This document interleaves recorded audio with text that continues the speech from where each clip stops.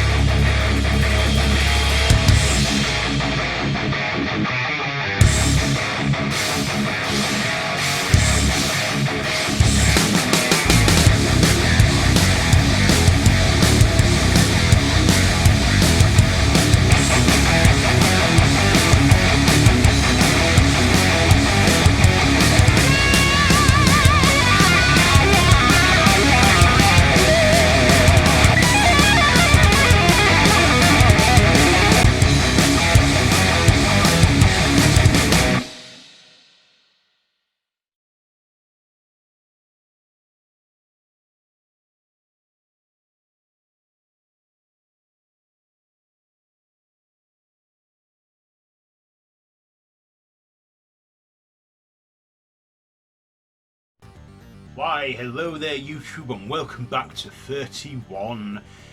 So I'm Random Ross and today is day 14, it is the 6th and penultimate day of first and last week. So we can continue the week now with A Nightmare on Elm Street.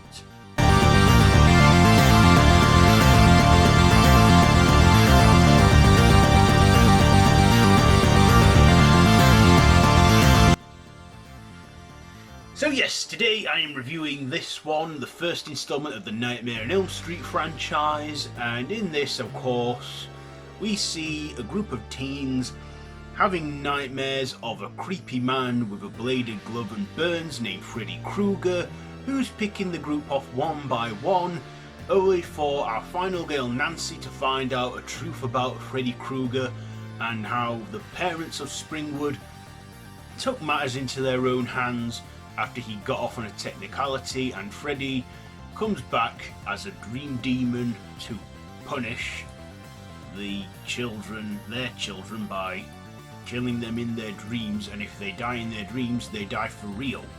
So yeah, that's the plot there, you know it all now. So what did I like about this one? Well, I liked that this was the first installment and it wasn't goofy or wacky. It was like a straightforward horror film, which I believe at the time in 1984 genuinely scared the crap out of people. Now, I reviewed all the Friday the 13th and Nightmare on Elm Street films and all the Halloween films back in the third year of 31, but it's been a couple of years and I thought, revisit, re-review them, give a different evaluation on them all. So, yeah, I liked, the dark horror tones of this and a bit of the mystery behind Freddy. I also liked the special effects they did on this one, practical and visual. And, of course, we were all given the Hitchcock treatment with believing that our final girl was going to be Tina, who dies very suddenly in the film at the hand of Freddy. And our final girl, of course, is Nancy Thompson, played by Heather Langenkamp, who does reoccur throughout the series. She's not like a constant stay like Laurie Strode would be in the Halloween franchise, but, gains enough popularity to earn her place as a final girl. So I like Heather Langenkamp's performance as well. We also got a young Johnny Depp in this too. A lot of big star actors getting like their early roles and stuff. Like Friday the 13th gave us like a pre-famed Kevin Bacon, and Halloween like a pre-famed, Paul Rudd by the 6th installment, or what was like the first out of the Jamie Lee Curtis. Let's say that one. And of course, the first Nightmare on Elm Street movie had a pre-famous Johnny Depp in there, who gets swallowed up and eaten by the bed. Here's a fun fact on that. His death scene, Glenn, his character's called, he actually, when he gets swallowed up by the bed and then spewed out in a massive blood, that was all practical effects. What they did was they made a model of the room and flipped it upside down, then they had a blood pour out from the bed, and then when they filmed it, they flipped the camera back up to create that illusion, which I thought was very smart and very clever of them to do. Also, this was of course written and directed by horror master Wes Craven, who gained the idea for this movie from a group of people that died in their sleeps, and there was one kid who was fighting it to stay awake because they thought if they fall asleep they will die, and of course they did. And that just struck inspiration into Wes Craven, and that is also a thing, you can't not sleep. You have to give into it at some point because your body needs to rest. And of course, we see Nancy trying to fight her way through it to not sleep, to try and beat Freddy. And of course, she does find a way to get him into the real world if she wakes up and grabs onto him, where Freddy is a mere mortal man in the real world. Of course, Nancy does discover the way to kill Freddy, or at least stop him, is to not fear him. And she does that. And of course, yeah, a few dated visual effects are in there and that, but at the end of the day, this is a horror classic that was done brilliantly, and Wes Craven had no intention to make a sequel out of this or franchise the film. He just wanted this to be a standalone film, but of course it spawned numerous sequels and a crossover and even a remake. So obviously New Lines wanted to strike gold again and make these movies. Of course, Craven kind of had a change of heart because he returned to produce the third movie.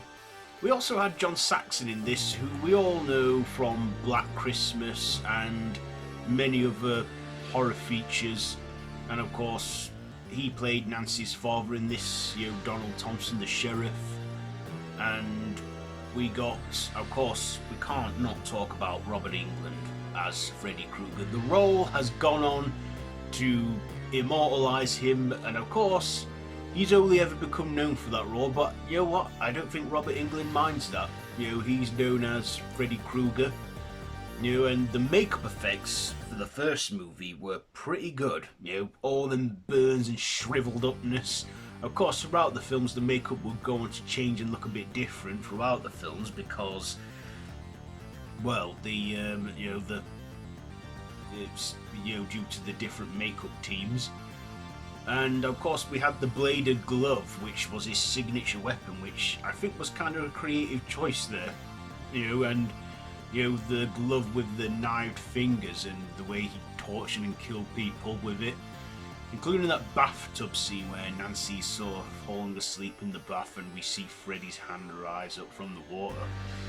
Good scenes. There's also the whole scene with the telephone as well, with Freddy's mouth and his tongue. There's even a bit in the school hallway where we see blood-stained body bag drag out and that. Yeah, this one is genuinely quite horrifying because, like I say, this was before the series went more cartoony with the character of Freddy. And of course, as I said, this film is almost 40 years old and we're still watching it now, we're still talking about it, we're still loving it. And yeah, I mean, I guess there was the teen drama, which was a bit of a dragger of that, but you gotta have it in slasher films, you gotta have it in there. So, A Nightmare on Elm Street, the first movie, what am I going to rate this one? You know what? Friday, Nightmare and Halloween are like up there as one of my top 3 favourite horror franchises. I'm going to give A Nightmare on Elm Street, you know what, I'll give it 4.5 stabs out of 5. 4.5 stabs out of 5 for A Nightmare on Elm Street, so there you go. There's your review for today, so I will see you tomorrow with the conclusion of First and Last Week, and of course, I'll be reviewing the last instalment of both the Nightmare and Friday the 13th franchises, as it is a joint crossover with them two. So yeah, I'm sure you know what it is. So I'll see you tomorrow for that, and until next time, don't have nightmares.